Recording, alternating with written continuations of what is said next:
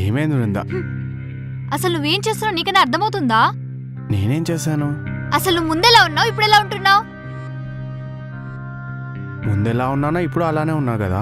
కాదు, మన ఇద్దరం లివింగ్ లో ఉన్నప్పుడు నన్ను చాలా బాగా చూసుకునేవాడివి. కానీ ఇప్పుడు నన్ను కనీసం దేకని కూడా దేకట్లేదు. వస్తావు, పడుకుంటావు, ఆఫీస్కి వెళ్తావు, మళ్ళీ వస్తావు, పడుకుంటావు, ఆఫీస్కి వెళ్తావు. ఎప్పుడు ఇదేనా? అరే, ఇంట్లో ఒక వైఫ్ ఉంది, దాంతో కాసేపు టైం స్పెండ్ చేద్దాం అని లేదా నీకు? అది కాదు బృందా, ఆఫీస్లో కొంచెం వర్క్ ఎక్కువ ఉంది. సో అయితే ఏంటి?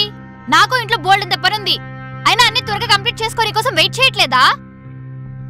ప్రేమ ఉంటే ఆటోమేటిక్ గా టైం ఉంటుందండి. అది కాదు బృందా. వద్దండి, మీరు ఇంకా నాకు కహానీలు చెప్పకండి, వినే ఓపిక నాకు లేదు. అయినా మీ అబ్బాయిలకి పెళ్లికి ముందుండే ప్రేమ పెళ్ళైన తర్వాత ఉండదు కదా, ఎందుకంటే మేము బోర్ కొట్టేస్తాం కదా. అసలు ఏం మాట్లాడుతున్నావు, నీకన్నా అర్థమవుతుందా? నాకు అర్థమవుతుంది, మీరు అందరిలాంటి అబ్బాయే, మీరు స్పెషల్ ఏం కాదు. పెళ్లికి ముందు ఒకలాగుండి మోసం చేసి పెళ్లిన తర్వాత టార్చర్ చేస్తున్నారు.